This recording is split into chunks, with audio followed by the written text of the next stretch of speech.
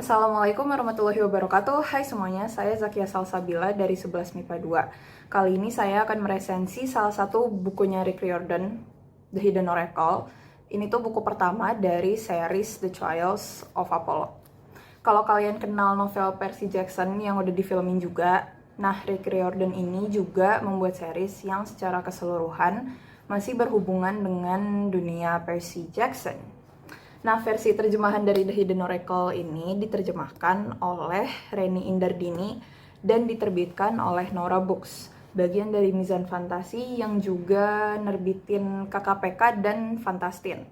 Tebal bukunya sendiri ada 458 halaman dan terbit tahun 2017. Kalau versi orisinalnya itu diterbitin sama Disney Hyperion, waktu itu diterbitin Mei 2016. Jumlah halamannya juga lebih sedikit, cuma 384 halaman. Jadi novel ini masih mengadopsi mitologi Yunani dengan menghadirkan dewa-dewi Olympus dan menceritakan salah satu dewa yang jatuh ke bumi yang kita kenal dengan nama Apollo. Dia ini sosok dewa matahari yang merupakan saudara kembar dari Dewi Artemis. Apollo juga dikenal sebagai dewa musik, penyair, panahan, penyembuhan, wabah. Dan yang terpenting di dalam buku ini tuh profesi atau ramalan. Apollo sering bolak-balik ke bumi untuk membantu Percy dan rekannya sesama demigod, termasuk anak-anak Apollo sendiri. Walaupun ya masih lebih sering disibukkan dengan hal-hal duniawi kayak mobil keluaran terbaru, lagu-lagu trendy, ataupun penyair yang menarik perhatiannya. Tapi itu semua nggak berlangsung lama karena Apollo harus dihadapi kenyataan pahit kalau dia tuh ditendang dari Olympus oleh Zeus, bapaknya sendiri, setelah berperang dengan Gaia. Jadi Apollo terpaksa hidup di bumi dan melepas status dewatanya untuk hidup sebagai remaja culun, lemah, gendut, jerawatan dengan nama Lester Papadopoulos. Buruknya lagi, ia terbangun di atas tumpukan sampah bersamaan dengan hilangnya semua pengetahuan dan kekuatannya selama menjadi dewa. Karena otak manusianya tuh nggak mampu buat nampung informasi selama 4000 tahun. Udah jatuh di atas sampah, dipalak sama penjahat, dia masih harus jadi pesuruh Meg yang seorang demigod karena Meg itu udah nyelamatin Apollo dari penjahat tadi. Masalah mulai muncul waktu Oracle Delphi punya Apollo tuh hilang, yang mana akan nyebabin bencana baik bagi dewa-dewi Olympus maupun demigod yang ada di perkemahan Blasteran. Demigod mulai menghilang dan suatu kekuatan kuno mulai mengancam keberlangsungan hidup umat manusia. Dan mulai dari sini semuanya tuh bergantung pada Apollo untuk nyelamatin teman-temannya, anak-anaknya, ataupun dirinya sendiri dari malapetaka.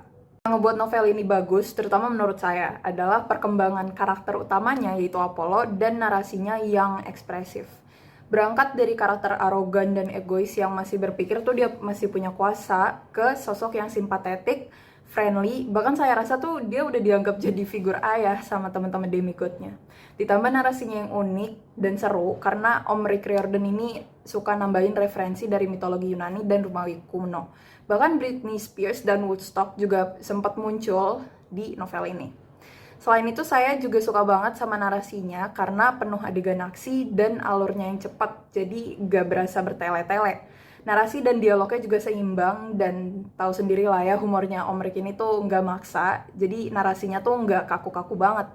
Beberapa karakter lama dari Percy Jackson juga sempat muncul di buku ini kayak Percy dan Rachel, yang mana membuat pembaca lama tuh nostalgia. Tapi bukan berarti pembaca baru nggak bisa baca buku ini. Guide to Apollo Speak di akhir buku juga membantu pembaca memahami istilah-istilah Yunani kuno, terutama untuk orang awam kayak saya. Jadi mini Wikipedia di akhir buku ini tuh jadi nilai plus buat buku ini.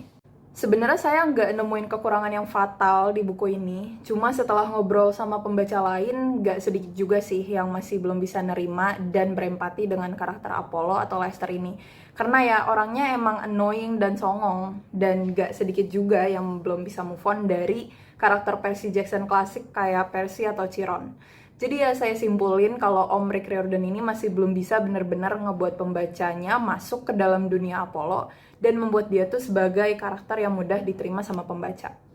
Intinya novel ini masih amat sangat bagus untuk saya rekomendasikan ke siapapun yang tertarik dengan cerita fantasi aksi yang banyak humornya. Dan terutama untuk yang suka mitologi-mitologi kuno. Nah itu dia video resensi untuk novel The Hidden Oracle. Semoga setelah nonton video ini kalian jadi tertarik untuk baca bukunya dan ngeliat sendiri gimana perjalanan Dewa Songon Tapiculun ini mencoba untuk kembali ke Olympus. Sampai jumpa semuanya!